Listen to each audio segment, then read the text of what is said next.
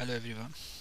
आज मैं आपके साथ एक न्यू टॉपिक स्टेट लैंग्वेज का आपके साथ शेयर करूंगा। इससे हमेशा सीबीटी 2 में और सीबीटी 1 में भी आपने देखा होगा, एनटीपीसी के सीबीटी 1 में के एक क्वेश्चंस थे, वैसे ही सीबीटी 2 में भी एक क्वेश्चंस रहेंगे। ये एक इम्पॉर्टेंट टॉपिक है, इसको आज हम लोग देखेंगे। जैसे इसमें कुछ सारी चीज़ें आप लोगों को मालूम होगी, बस एज अ रिवीजन आप एक बार देख लीजिए। जैसे कमीशन जो कॉन्स्टिट्यूट होता है स्टेट लैंग्वेज का, वो प्रेसिडेंट करते हैं आर्टिकल 344 से।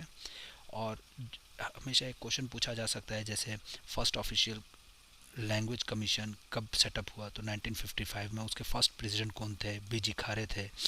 और देखिए, जो जम्मू कश्मीर और लद्दाख को एक अलग यूटीज़ का दर्जा दिया गया, उसके बाद से बहुत सारी चीज़ें चेंज हुई हैं। जैसे पहले उर्दू हुआ करता था ऑफिशियल लैंग्वेज, लेकिन अब रीऑर्गेनाइजेशन बिल एक्ट 2020 के तहत अब जो है वो इंग्लिश, हिंदी, उर्दू, डोगरी, कश्मीरी, इंग्लिश, हिंदी, उर्दू, डोगरी, कश्मीरी, ये लैंग्वेजेस हैं ऑफिशियल। ठीक है। और देखिए, एनटीपीसी का एक रेलवे का जो एक नया, जो मतलब इसका पुराना तरीका ये है कि करंट अफेयर 2 साल 3 साल पुराना पूछते हैं, तो ये ध्यान में आप रखिएगा कि Jammu Kashmir official language act 2020 में पारित हुआ, प्लस 5 अगस्त 2019 को होम मिनिस्टर अमित शाह ने लोकसभा में ये बिल लाया था। और जम्मू कश्मीर का जो एसेंट मिला, ये जम्मू कश्मीर और लद्दाख जो दो न्यू यूटीज़ बने, ये 31 अक्टूबर को बने 2019 में। ये क्वेश्चन पूछ सकते हैं कि कब बने, 5 अगस्त भी दे सकते हैं और 31 अक्टूबर 2019 भी दे सकते हैं। तो ध्यान रखना है, 31 अक्टूबर 2019 को लद्दाख और जम्मू कश्मीर अलग बने।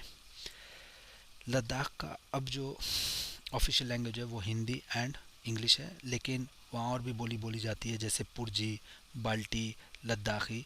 तो पुर्जी और बाल्टी भी इम्पॉर्टेंट है। स्टेट लैंग्वेज आर्टिकल 345 में आता है, इसे ध्यान रखना होगा। सिक्किम की जो लैंग्वेज है, देखिए वो नेपाली है।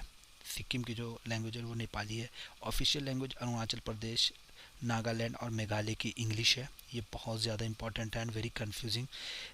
मणिपुर का डाल देंगे या हो सकता है असम का डाल देंगे, तो ध्यान रखना है इंग्लिश, नागालैंड, अरुणाचल प्रदेश, नागालैंड एंड मेघालय का जो ऑफिशियल लैंग्वेज है वो इंग्लिश है।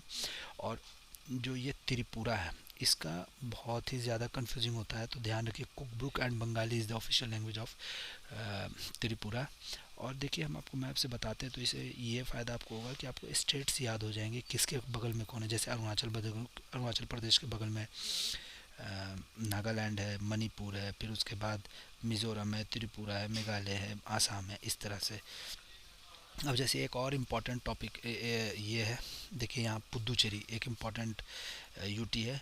ये इसकी जो ऑफिशियल लैंग्वेज है वो फ्रांसीसी है, ये याद रखना है। पुदुचेरी की क्या है? फ्रांसीसी है। और देखिए, लक्षद्वीप भी बहुत ज़्यादा न्यूज़ में थी, रेगुलर न्यूज़ में थी 6 7 8 महीने में से, तो याद रखना है लक्षद्वीप की भी जो ऑफिशियल लैंग्वेज है वो इंग्लिश है। और गोवा की जो लैंग्वेज है वो कोंकणी, मराठी, गुजराती है। और ये एक इम्पॉर्टेंट है, अंडमान निकोबार की ऑफिशियल लैंग्वेज क्या है?